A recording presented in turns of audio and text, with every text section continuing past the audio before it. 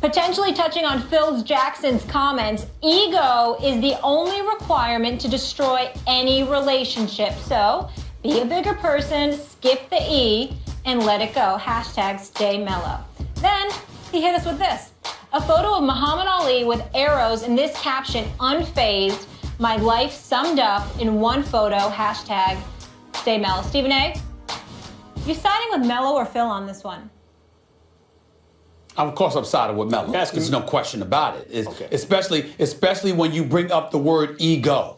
Because when we're talking about ego in this equation, we ain't talking about the player. We're talking about the president. Nobody on the Knicks team has a bigger ego than Phil Jackson. Nobody.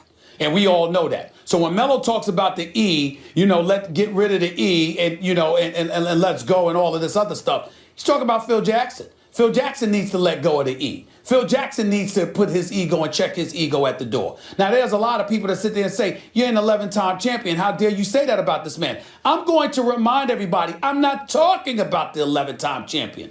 I'm talking about the novice executive. I'm not talking about the coach who coaches this team and deals with the players intimately on an everyday basis because they're playing for him every night. I'm talking about the novice executive who's operating from a distance and picks and chooses when he wants to get close and hires coaches but tries to coach for them and gets players and calls himself, exacting tutelage and what have you, but he's not vibing with them. A guy that refuses to adjust to what he has and tries to get everybody to adjust to who he is when he's always been known as a bit different, as a bit eccentric, and that there are not too many people who are like him, and he just doesn't get that. And so clearly Melo is talking about Phil Jackson, and when he's talking about the arrows, he's talking about the fools out there pointing the finger at him. Sure, he holds on to the ball a little bit sometimes. He's been notorious for that throughout his career. The great George Karl, who coached him for years in Denver, who used to work at ESPN, used to tell me that all the time. Larry Brown told me that before when he, working with him during the Olympic competition and stuff like that. But they said it with love and respect because they know that Melo was big time. You can't find a coach on the planet that loves Melo more than Jim Boeheim at Syracuse, who Melo delivered the only championship in Syracuse. Back and I'm better. Yo, YouTube, what's crackalackajackasmacin? It's Waffleman with a video. And put some respect on that man Carmelo's name, please, man. Now, I already talked about this, man, but let's revisit this issue with Phil Jackson because this guy seems to live in a bubble, man. Whenever someone's out on the Knicks, you can always count on Carmelo Anthony, man. And yeah, Knicks lost to the Cavs. The Cavs are the Knicks kryptonite right now. As of right now, the Knicks can't find the Cavs number. But Knicks, like I said, are getting way more consistent. You see, this is probably a game the Knicks at the beginning of the season or last season, they would have probably lost this tough game, man, on the road. Close game at the end. They were down by like 9-10 points at one point in the second quarter. Cut the lead down and take the lead by halftime. This Knicks team wouldn't have been able to do that, man. Last season or the beginning of this season, team would have probably faltered. But now we're getting to the rhythm. The chemistry is building. Brandon Jennings actually playing great now. So shout out to Brandon Jennings, man, because in the beginning of the season he was doing all right. More games played. And by the way, we saw the potential of Brandon Jennings in the preseason. He brought that fire in the preseason. He's a spark plug. And now that Derrick Rose has been out for a couple games, 2 games, Brandon Jennings has filled in well. King's aim, he was doing great, man. In the first quarter, he had like 6 points, 4 assists. Great job right there. Does a great job of pushing the ball, and that's all you can ask for a backup PG who's supposed to fill in the shoes of Derrick Rose. Someone who can also push the ball greatly. Brandon Jennings loves pushing that ball, loves dishing, loves getting his teammates open, loves getting them in rhythm, and that's why I like Brandon Jennings off the bench, man. Dude is a beast. So shout out to him. He hit some big shots as well yesterday. Played some good defense too. But when it all comes down to it, man, Carmelo Anthony showed you why he gets paid the big bucks. Showed you why he's still the best player on the Knicks. And showed you why Phil Jackson needs to shut his zip or get out of New York, boy. You thought Phil was gonna come over here and bring that LA flavor to New York City? Nah, man, listen, it's cold in New York, man. It's brick out there. Bully the fuck up, boy. Bully up or get out. You know what they say, hashtag bully season. That man Melo was bullying last night. 33 points on the Kings. First half, he was so dominant. I think he had like 20 to 22 points in the first half. He had like 15 points in the first quarter. Ended up with 33 points in the game. And I did miss the last 2 free throws, which should have been 35 points right there. He could have easily dropped 40 on them niggas, man. I'm waiting for Melo to have one of those 40-point games. And I'm going to be sitting back there and be like, yeah, it's the same guy that's declining, right? Same guy that y'all guys are hating on, right? Y'all hating on the Knicks, man. But we just coming, man. We coming. And we got a game versus the Lakers tomorrow.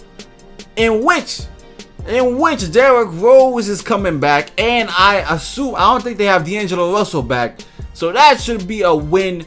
I shouldn't have to worry about that game because we beat the Kings. So we should be able to beat the Lakers now. You know, I can't wait to shut all the Lakers fans up.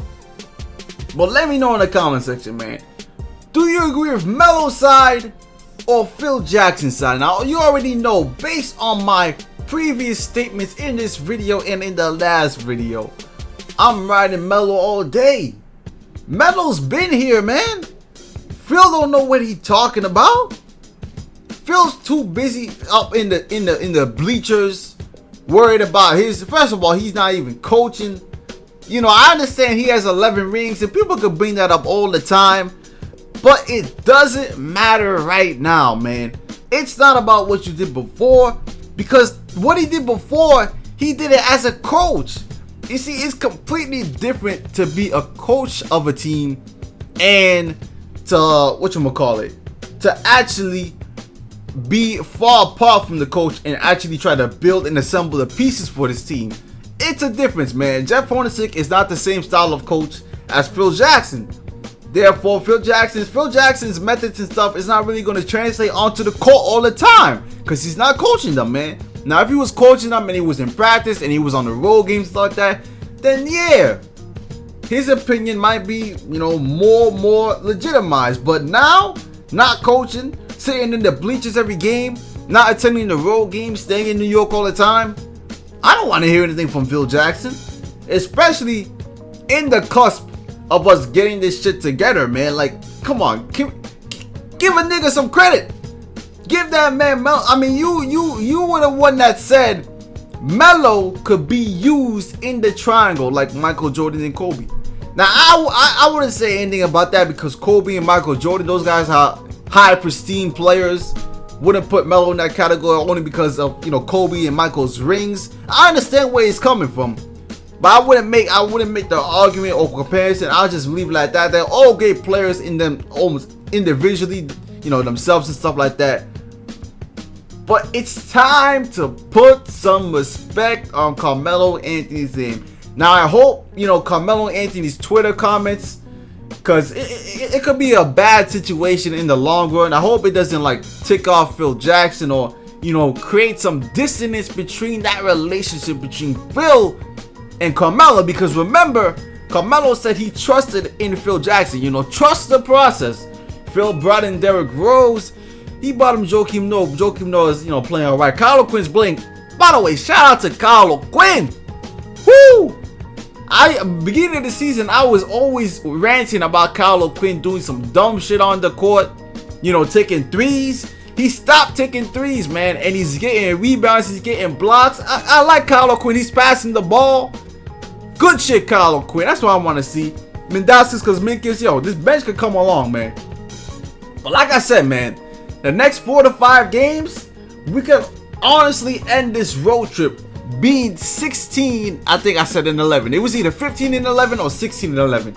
Either way, I'll take it because we face the Lakers, and then we face what? We face the Suns, the Warriors, which is gonna be a loss, man. I'm sorry to tell you that right now. I'm having high hopes for that game, but I'm assuming that's gonna be a loss right there unless we can find a way to stop. I don't even know who we're gonna stop on that team. I mean, it's a whole bunch of niggas to stop on that team, which is annoying. But yeah, man, let me know in the comment section, man. Phil Jackson or Carmelo's side. I'm out. Leave a like for more, and peace.